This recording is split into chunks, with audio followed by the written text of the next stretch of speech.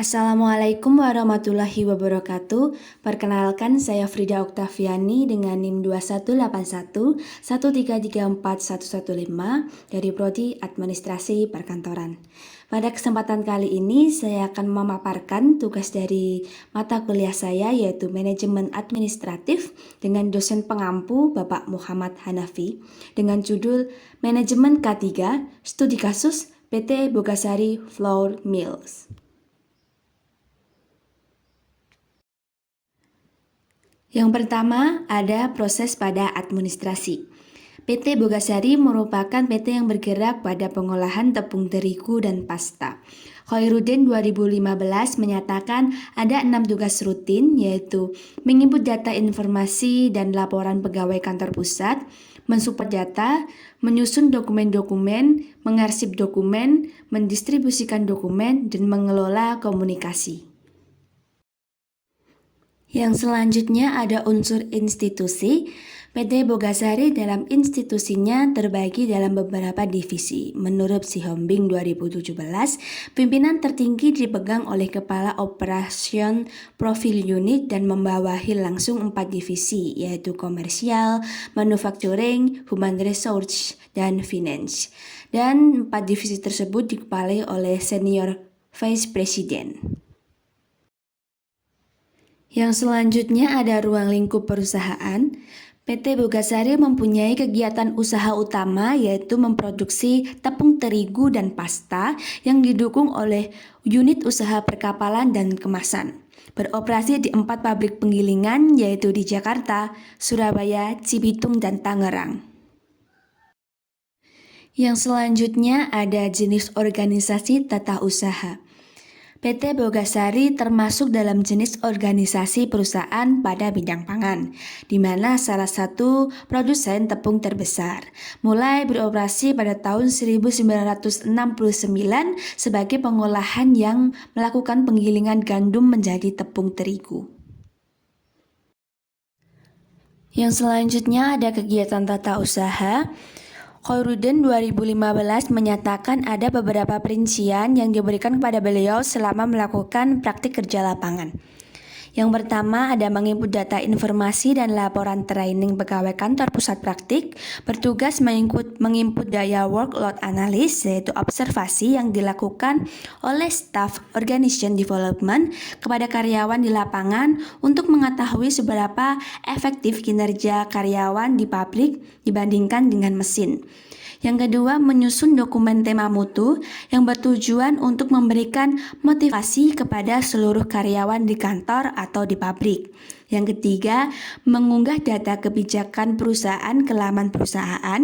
Yang keempat, menggandakan dokumen-dokumen perusahaan menggunakan alat scanner atau fotokopi untuk dibuat PDF dan selanjutnya disimpan di sistem database.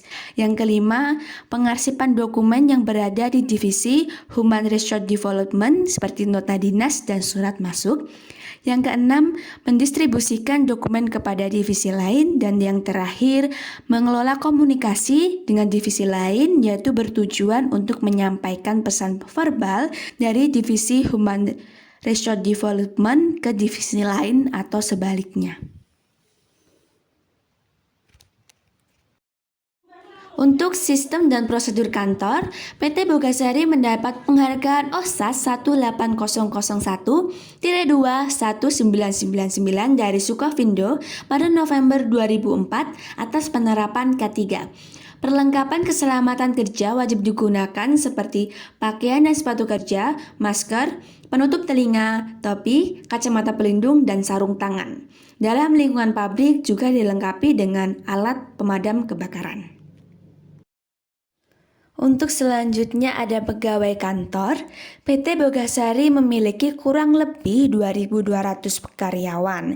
Insanuddin 2010 menyatakan hampir 90% karyawan yang bekerja adalah laki-laki, serta tenaga kerja terbagi dalam 2 macam, yaitu karyawan harian yang secara umum menangani pekerjaan di bagian gudang dan karyawan bulanan yang sistem gajinya menggunakan sistem bulanan. Karyawan juga harus mematuhi hak dan kewajiban dari perusahaan. Selanjutnya, komunikasi kantor. Untuk menjaga komunikasi, maka setiap divisi harus menyampaikan pesan verbal. Pesan yang disampaikan ini bertujuan supaya komunikasi antar divisi dapat berjalan dengan lancar dan proses pekerjaan di PT Bogasari yang mencakup divisi HRD dan divisi lainnya bisa berjalan dengan lancar. Tata ruang kantor. Tata ruang kantor dibuat khusus untuk memudahkan pegawai dalam bekerja. Dalam pabrik juga disertakan alat pemadam kebakaran untuk bagian dari antisipasi kecelakaan kerja. Produk perkantoran yang dihasilkan sama seperti produk perkantoran lainnya, yaitu seperti surat dan nota dinas.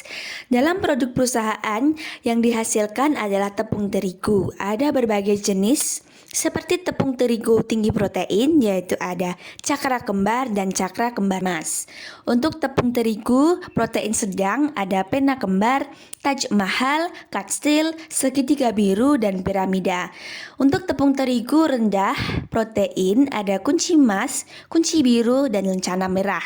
Di samping itu juga ada produksi pasta dengan merek La Fonte. Berikut saya juga menyertakan daftar pustaka saya dalam pembuatan studi kasus ini.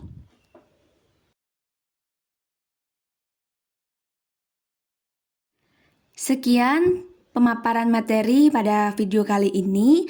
Apabila dalam saya memaparkan materi terdapat kesalahan karena kurangnya pengetahuan saya mohon maaf. Sekian dari saya. Wassalamualaikum warahmatullahi wabarakatuh. Sampai berjumpa di video selanjutnya.